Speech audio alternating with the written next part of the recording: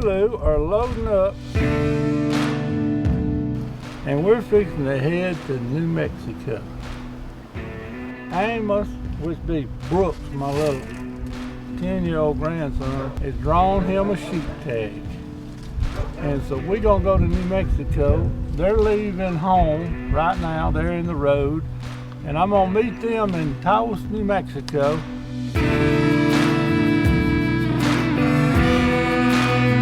And hunting on the Rio Grande River over there for a Rocky Mountain Bighorn sheep ewe. And that's a female. So it's about 7 hours from now. Y'all stay tuned, we might have some real footage on this deal for a 10-year-old kill. 1, 2, 3.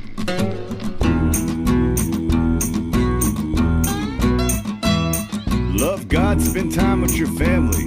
Be kind, uphold the law. Or a few things you can do to be like Paul. We ain't got a little fight to it this morning. Go to work, go to church, keep your word, that's all she wrote. Or a few things you can do to be like God. If you want to be like Rev, get in the word when you awake. Listen, keep your faith. Jesus right along every step you take. And if you want to be like Hank Parker, he puts God first in everything he does. And we do things the way it was.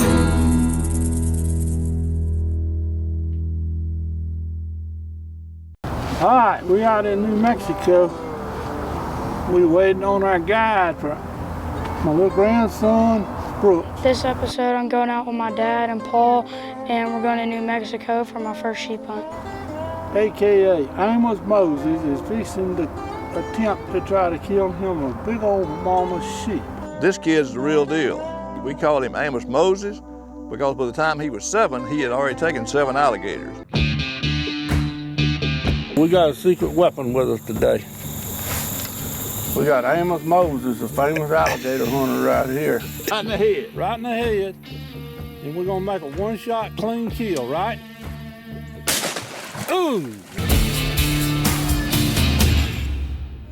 There's not gonna be any alligators out there, Amos, where you going after the sheep. He drew a Rocky Mountain Bighorn sheep tag for a youth. So we've got a gun and a bow, and we're waiting on the guide to take us out there where them old girls live at, and we're gonna see if we can't get us a big old ewe. What about it, Amos? That what we excited? I'm excited too. So I'm gonna be the cameraman. If I can't keep up, we still gonna make the shot today though, ain't we? Yes, sir. All right, let's head out. There's our main. That might be him right there. This is gonna be one of the neatest ones that I've ever been on. And this is a 10-year-old kid going on a sheep hunt. And this is a very unique situation to be in. You know, I started hunting as a kid, and I loved to hunt with my dad. Of course, we didn't have deer, we didn't have turkey, we had squirrels. And I'd go squirrel hunting with my dad, and he taught me a lot about it. So I always admired and wanted to do that. And when my kids came along, we started out squirrel hunting. I used to waterfowl hunt all the time. I took my kids waterfowl hunting, and then we gravitated into deer hunting and then the turkey hunting. And now the grandkids are all falling into place. And hunting and fishing is a family tradition that we have, but it's far more than that.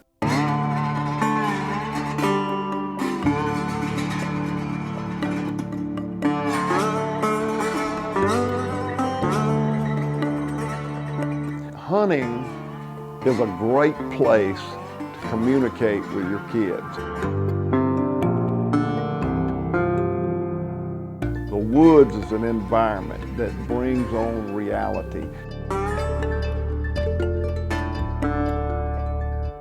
The Way It Was is brought to you by Hybrid Light, Wise Eye Technology,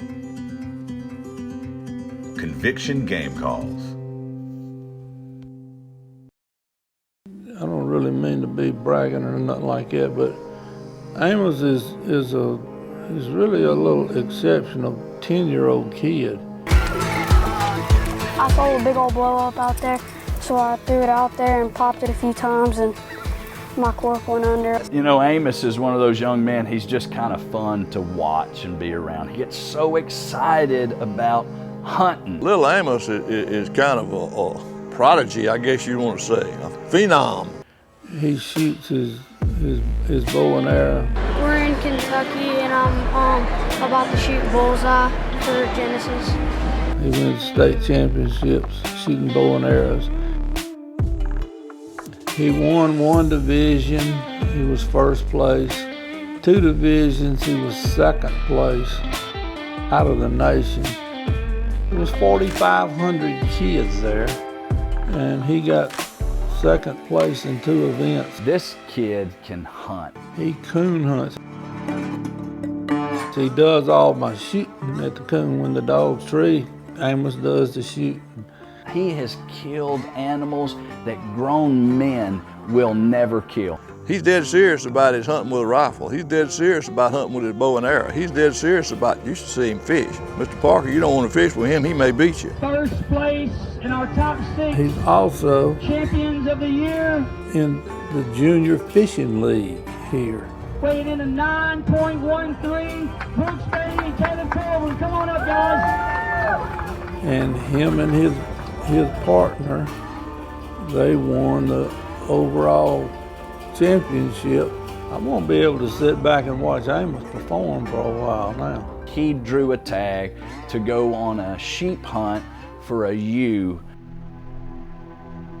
I've never really done any sheep hunting. I do a lot of whitetail hunting, a little bit of coon hunting, and a lot of fishing, and this is gonna be my first time ever going to kill a sheep. Well, you know, this was being a different type hunt. We did a lot of hunting out of the truck. And go 5, 2, 3, 5 miles, stop. Go out on the ledges and glass. And Amos had never done anything like this, but he's good with his binoculars on spotting and stuff, and so we learned a different way to hunt over there, and he took right to it. All right, we got a bull and a ewe over there across the mountain. The Rio Grande River goes right through the middle of New Mexico coming out of Colorado, and it makes a big gorge, and it's a miniature Grand Canyon. And in this gorge, that's where these sheep were. They would stay in this gorge and then come up on top of the flats. It's as flat as it could be on top. And it was a whole lot of glassing and looking and looking.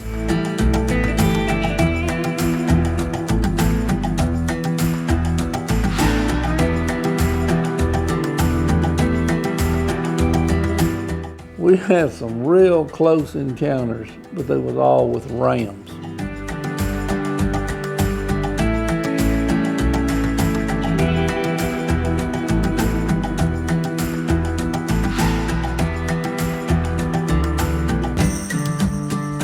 And we had a U tag, and we could not find one.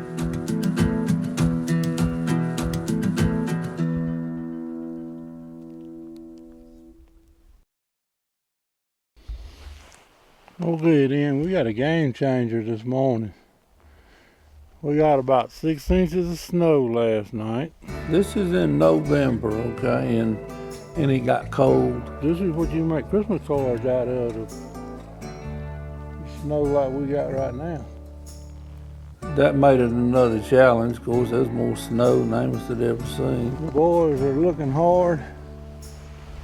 They're over here. This hunt has done been a little bit more than what they was expecting. And he hung right in there and did not complain the first bit about how the weather was. We got fresh tracks up here on top. We don't want to go down in the bottom unless we have to. It's just kind of a magnificent place to be hunting at. And all we can see is boy sheep. You know, I've never sheep hunted. It was always a draw, and I didn't feel like the odds were very good for me, and it can be physically demanding, I think. There's 12 sheep over here, So I'd just put that to the side, and yet Amos drew this sheep tag. But the only problem with us hunting over there, across the river, where all the sheep are at, the tag over there sold for $200,000. And Amos is a little bit short on being able to afford that tag.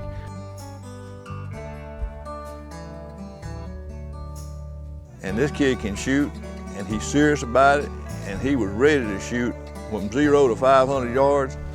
If he had the shot, that was a dead sheep. Okay, this is our last hunt of the evening.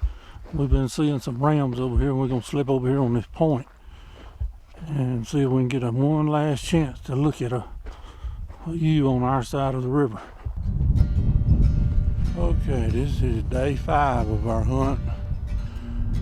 It's just now shooting time, and Amos is perched, looking. He ain't give up yet. He's been a real trooper on this hunt. He loves to hunt. And for 10 years old, he just hung in there like a grown man.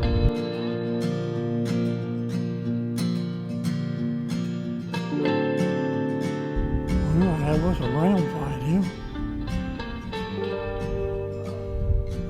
And bowed up. We'd see 7 or 8 rams a day. We did get close enough that Amos took a rock and hit one in the butt with a rock, you know, and that's the ram.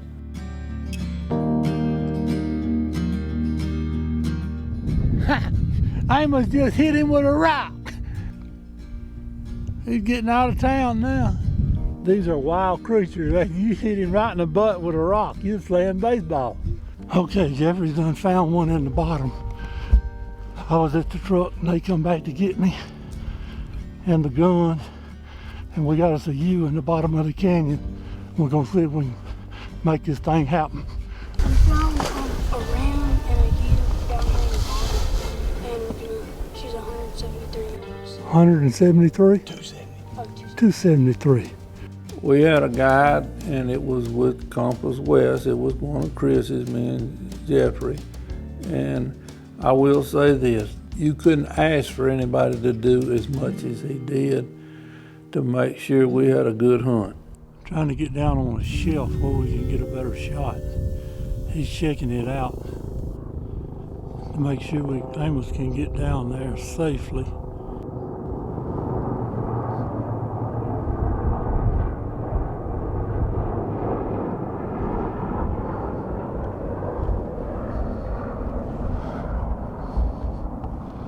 The helicopter just flew the canyon. We get down to the last day at noon. Jeffrey said, look, I got one other place. It's probably 20 miles up. He done found the sheep. He was pretty confident on his shot. I wouldn't have been, but he was. The ewe is looking back towards us. On the right, looking back towards us. We did a lot of practicing and stuff. We did a lot of long-range shooting, and we shot 1,000 yards a few times, and we practiced a lot. This is going to be my first time shooting something that far. Just turned away. Yes. A lot of times we hunt a deer stand, tree stand, but this time we were hunting on, it was the side of a cliff. It was pretty sketchy. She's walking.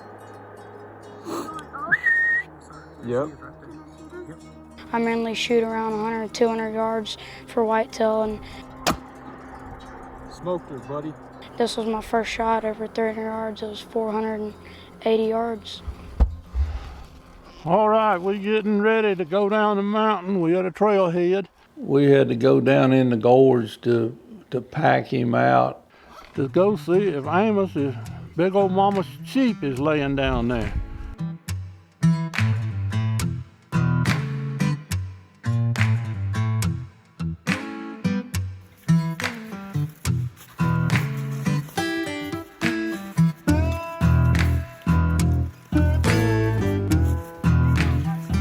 You done found her, Amos. Well, let Paul get on up there where we can get better video. Good job, man. All right. I'm super pumped for you. Oh, day 6 of a 5-day hunt. That's the big one. That is the biggest one we've killed. You know, Paul always reminds us the greatest thing about hunting is handing it down to the next generation, and that's exactly what he's doing on this hunt. And all we got to do is just go around that mountain, Go back. way down there, and then back up, way up there. I am so excited.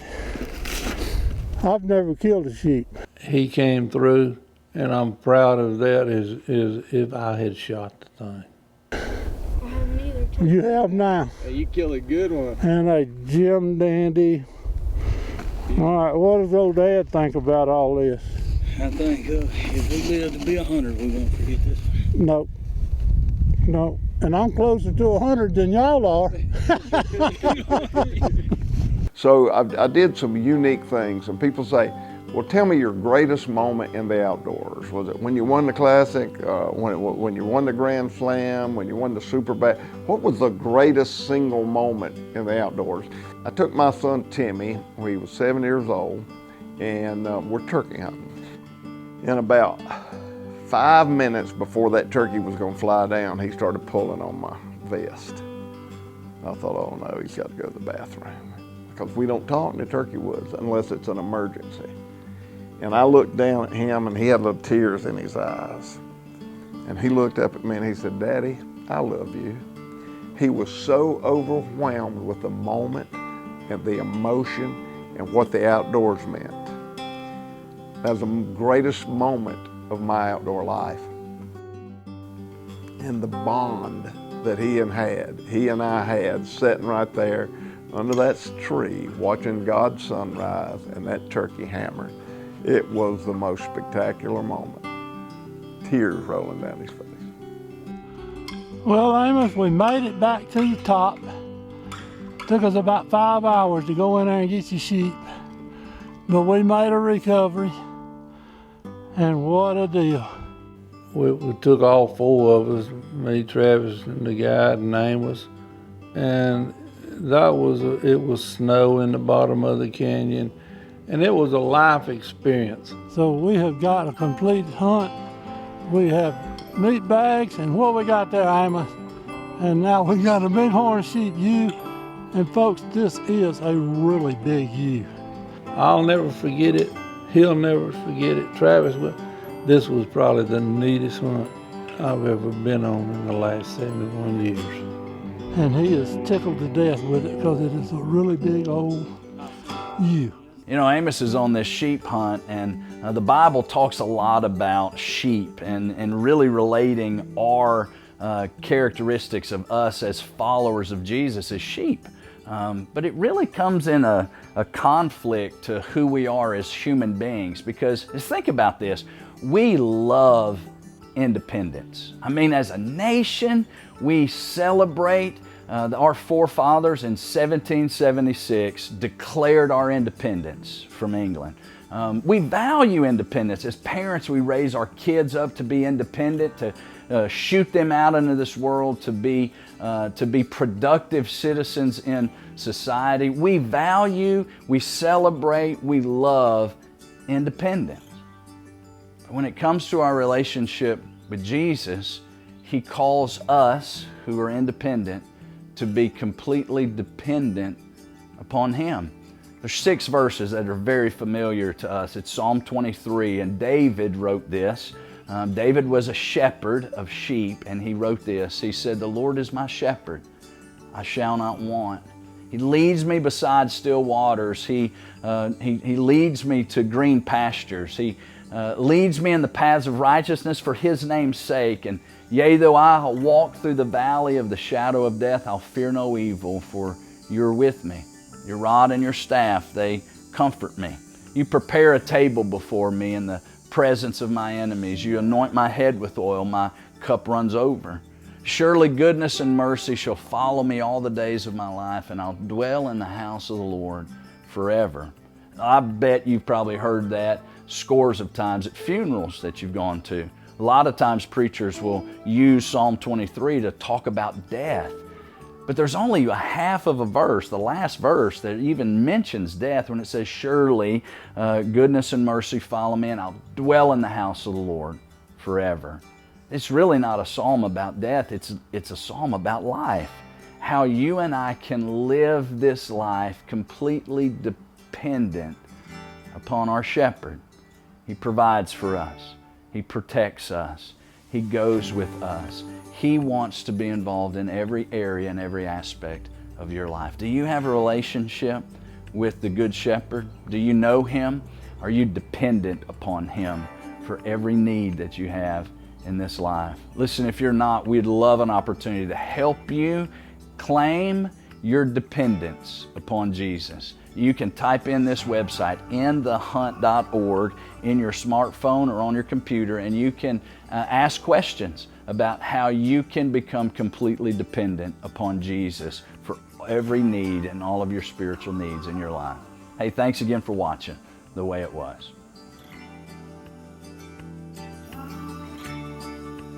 The Way It Was is brought to you by WTL Ministries, Swacker, Three Rivers Archery, Monster Meal,